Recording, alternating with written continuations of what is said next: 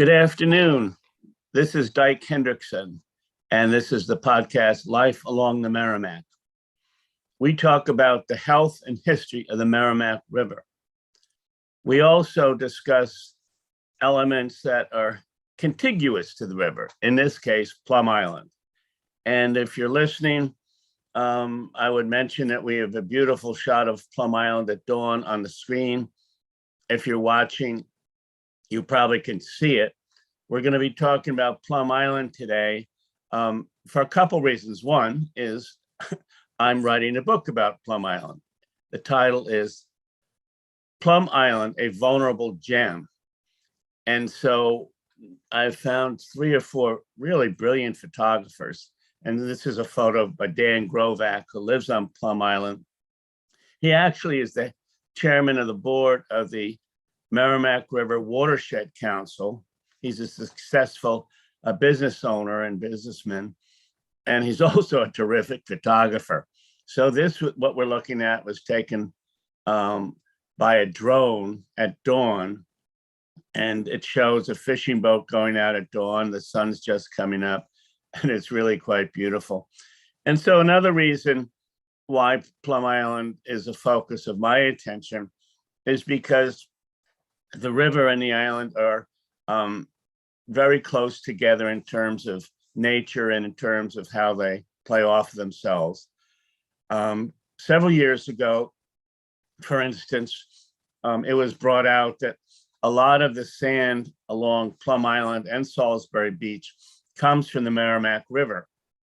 The river itself is 117 miles long. And of course, it flows in a very consistent and forceful way, and it brings much silt and sand down to the opening of the river, which we're looking at here, and it spreads it along the ocean floor. And so that's how Plum Island stays vital. It gets a lot of sand from the Merrimack River. And one thing that's happened in recent months is that a change has come to the way the sand is moving and the way it's collecting. Several years ago, the South Jetty, which you can see here on the right, was fortified with more boulders, more bric-a-brac, and it became higher and stronger. So did the North Jetty, which you also see. But one of the things that has happened is that the sand has stayed from the river, has stayed within its patterns until it gets to the South Jetty, and then it spreads along. So the result is there's much more sand along Plum Island than there was 3 or 4 years ago. This, for most people, is very helpful because if you remember 2013, 2015, there'd be storms, there'd be significant erosion, houses were lost into the Atlantic. It was quite a difficult moment for many people, especially down in the Newbury side, Annapolis Way and Fordham Way. Houses were actually falling in. But because the South Jetty has been fortified, there's a lot more sand down in the Newburyport and Newbury side of Plum Island. So they're doing better. The houses are more protected than they were. Conversely, however, there has been more erosion in the reservation terrace part of Plum Island. So we'll talk about that as well. Here's an example of, this is houses on Plum Island near Reservation Terrace. What we're looking at is a 4-story house that is up on stilts, if I can use the term. It's a modern house. It was built within the last half dozen years, but you can see how far the ocean is coming up. This is low tide, but you can see they brought in boulders or very, very large granite bricks, if you could call them that. They brought in sand, but look how far the ocean is coming up to this house. And the house is actually, has moments when not the house itself, but the water is under the house. So this is an example of a house under duress on Plum Island. And people have said, well, why do they still build out there? I'll just answer that narrowly because I was speaking with an engineer out at Plum Island who has been hired to study the problem. And he said that, you know, when the owners of the properties thought about building, and it would be 4 or 5 years ago, they had about 200 or 300 feet of sand in front of them.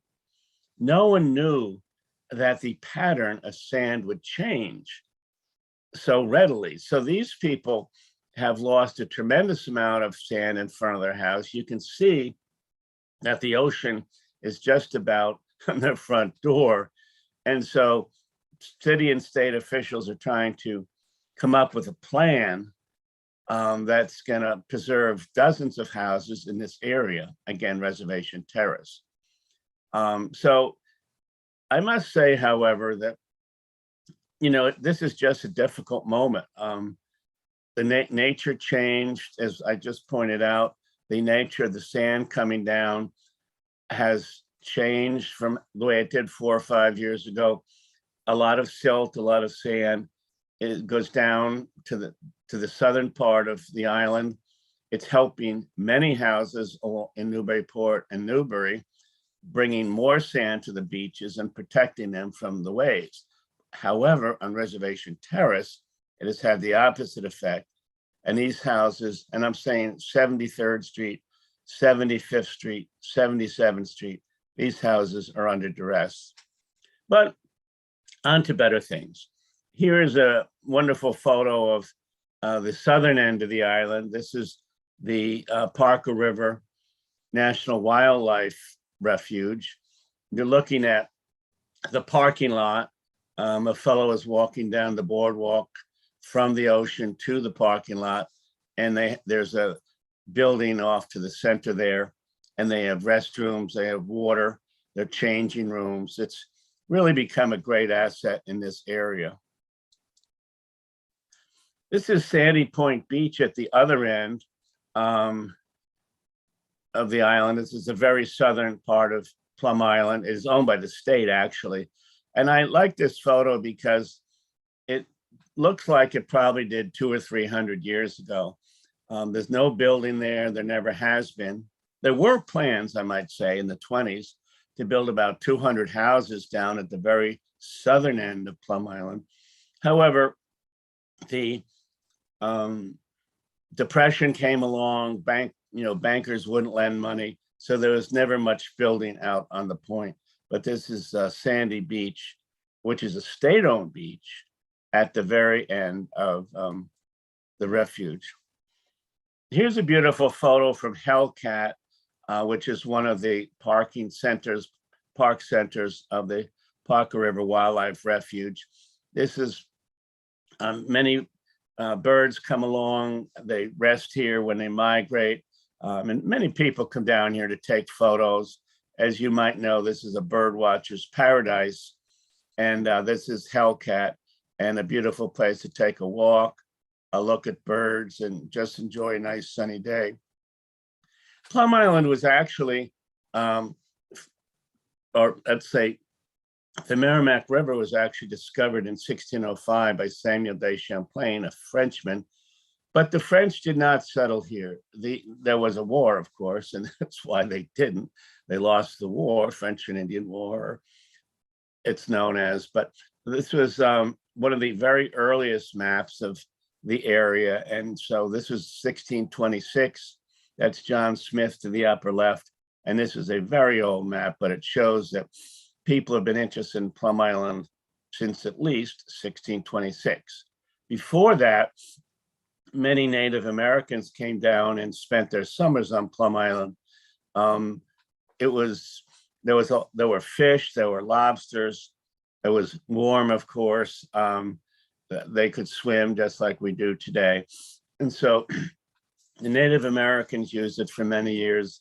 The French arrived in 1605. This is John Smith's map in 1626. So that's when things got started. And Newbury was founded in 1635. One of the great things about Plum Island is the bird life. Here's some yellow-legged fowl, and this is actually a photo. I was surprised to learn that, but that you have the yellow legs, their reflections in the water, and this is going to be a photo in my upcoming book. The Parker River Wildlife Refuge is run by the U.S. Department of Interior. The Fish and Wildlife Service got it started, and in 1942, the National Wildlife Refuge was founded. So here, if you're on the radio, this is one of the large friezes or illustrations down on Plum Island. You can stop when you're walking and just look at some of the things they offer. There are deer, there are eagles, as you can see, many different kinds of birds, and it's really quite an asset to this area. There are times, of course, when you cannot be free in the refuge, and one of them is in spring when the plovers are procreating. This happens every year, and they don't let people down to certain parts of the beach because they want the birds to make love, get pregnant, and have children. Last year, there were about 32 pairs of plovers, and they did procreate. But there are numerous elements that, make it difficult for the plovers to procreate. And that includes people, but here you can see that people are not permitted. But other things like if dogs are running free, they can disrupt the nest. There are other natural predators, raccoons, skunks, many different predators of that nature will disrupt the nest. So the folks at the Wildlife Refuge are very concerned about the plovers and try to make life easier, but it can be difficult. And incidentally, if you're just tuning in, this is Dyke Hendrickson talking. The podcast is Life Along the Merrimack. We're at 96.3 FM radio, Joppa radio, and local channel 9 on cable TV. And here's a wonderful egret, the beautiful photo. One of the reasons I'm excited about my upcoming book about Plum Island is there are many great photographers and they're contributing photos.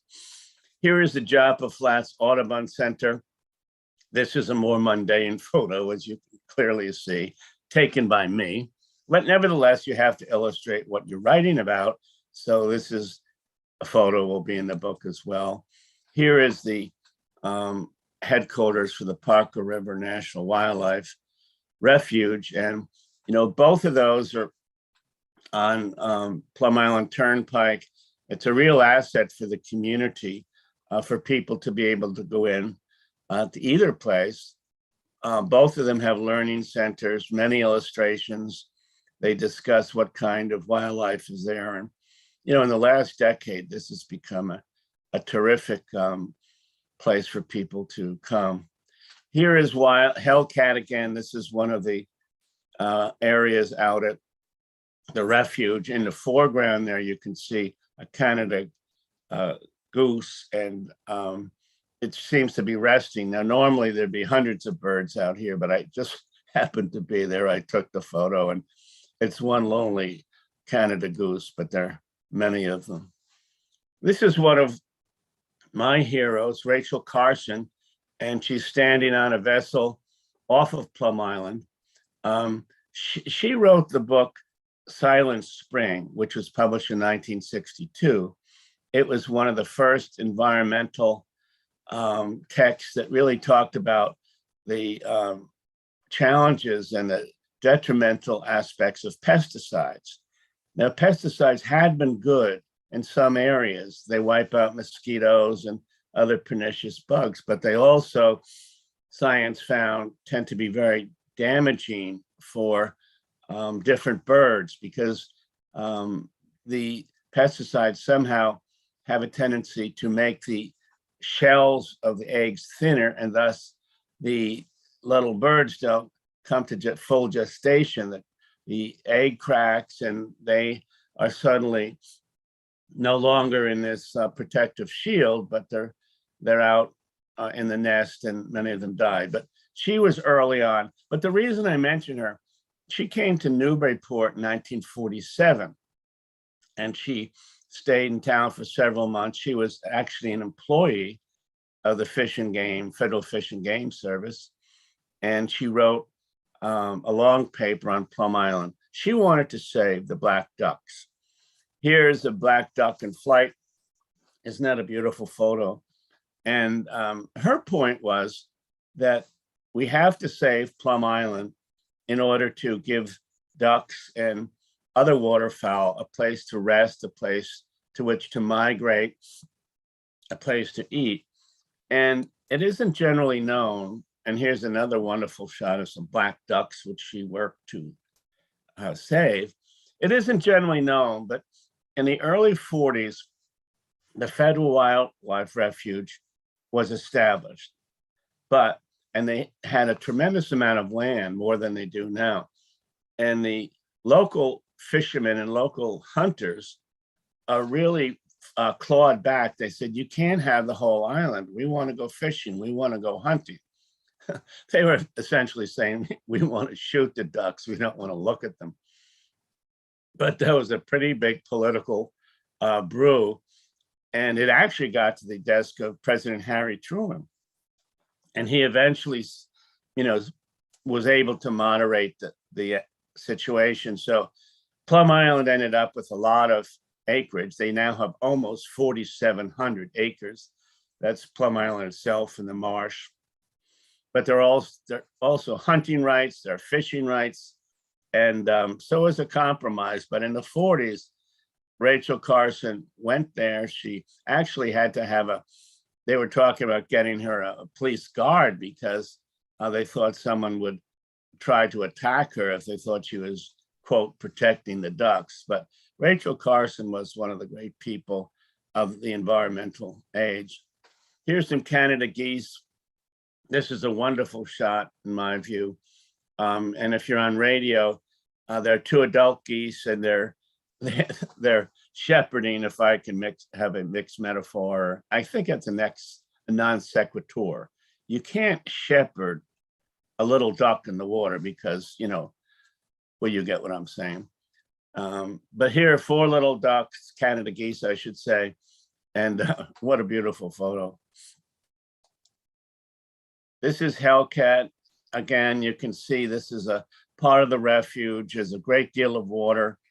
And it's a wonderful place for birds to make their landings. This is a wonderful picture of a white snowy owl. In fact, it's beyond wonderful. If you saw this photo, National Geographic, you'd still say it was good. And for listeners, it's a snowy white owl. The eyes are very yellow. It is in flight. It is a very unusual configuration of the wings, but it's a very dynamic photo. Again, this is taken by Dan Grovak, who lives out there and is a great photographer on Plum Island. But isn't that a remarkable nature shot? And here are a couple Canada geese. They're very prevalent, and most people have seen them many times. Here's a little plover. This is one little fellow who made it through the winter, and isn't that a great shot? Again, by Dan Grovak. Thousands of people come to Newburyport every year to take photos of birds. And here you can see a trio of people. They've evidently seen a bird or a fowl in the woods. They stopped their cars, are taking photos. And thousands of people actually come, in the spring, they're here, on summer, throughout the fall when the birds are getting ready to leave.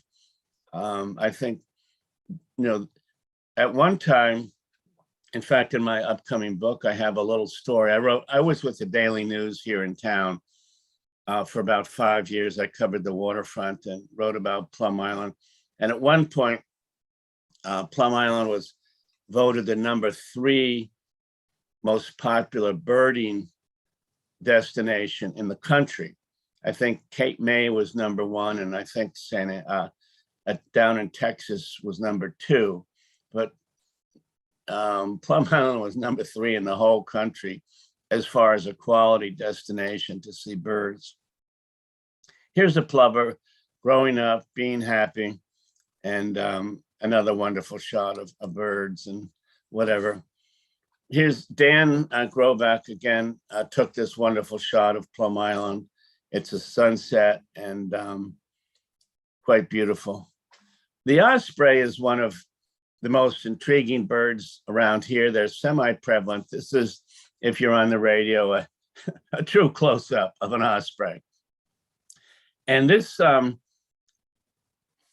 got interested in the osprey just a few months ago because PBS had an hour-long special. On Wednesday night, PBS has a nature show at about 9 o'clock. And this evening, it was the ospreys.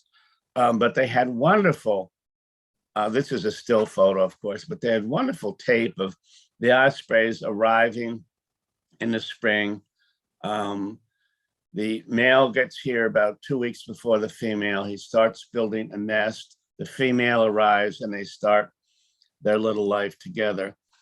And here's a male and female. They don't seem to be doing too much small talk here, but this is their nest. The PBS special, I must point out, was actually done on the Connecticut River, but many of us have seen ospreys here around Plum Island, around the Merrimack River, and they do build their nests. In fact, for a while, there was a osprey cam, a little video online program that actually was looking into the osprey nest on the Merrimack River. Here is a day is beginning on Plum Island. Here is some kayakers going out for the day. There are numerous places where you can put in a kayak or a canoe on Plum Island. And there's also a very large chunk of a salt marsh, as you can see, salt hay. And even for centuries, the salt hay has been taken by farmers. Now, there are even farmers each early spring here that cut the hay and take it. Some of them sell it. A fellow down near the Governor's Academy sells it, I know, on Route 1. And other farmers keep it for their stock. But what you're seeing here is a colorful photo. A couple young women are going, a couple young people. I can't actually pick out their gender because their backs are to us. But they're going out for the day. It's high tide, and it's a good day for kayaking. The Coast Guard, this is, if you're on radio, this is a photo of the Coast Guard. The Coast Guard has been on Plum Island or in its thereabouts for almost 2 centuries. And this is a photo of some coasties doing drills off of Plum Island. And they're strapped in. They have their foul weather gear on, but this is really a dramatic photo. It's a Coast Guard photo.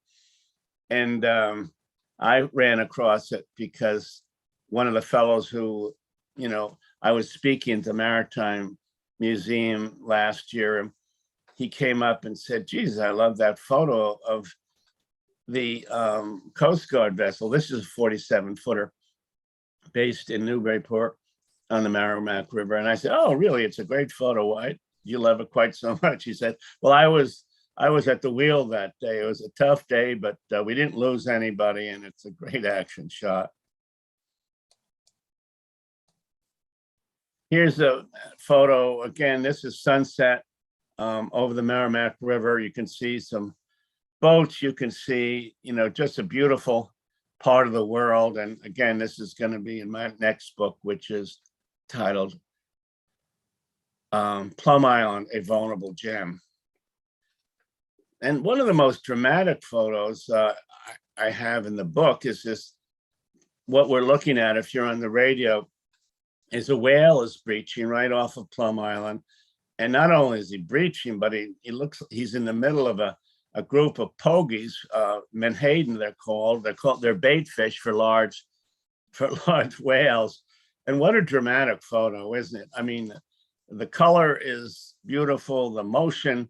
You can, if you're on radio, there's at least a half a dozen fish that have been, I want to say they jumped out of the water, but they didn't.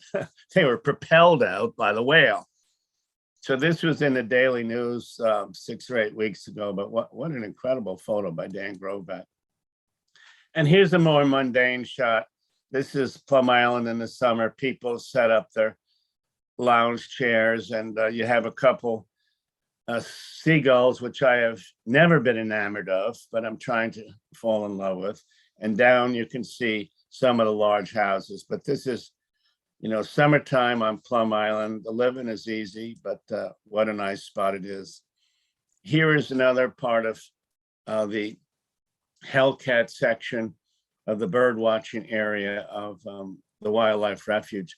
And I would mention, I say Plum Island's a vulnerable gem.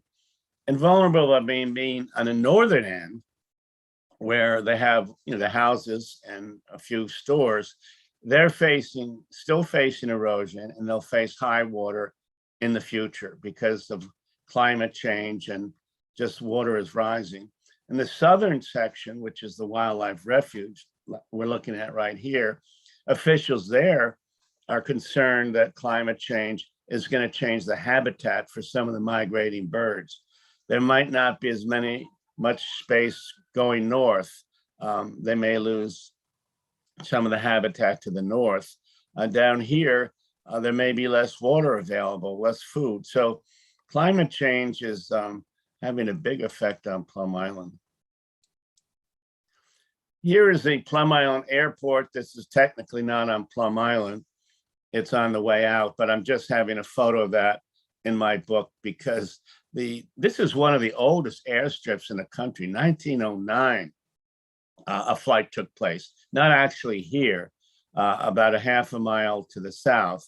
But can you imagine airplanes and the Wright brothers and the whole deal was just starting 1903, 1905. But in 1908, there was a flight from the Newburyport Airport. So I have a whole yarn about the airport.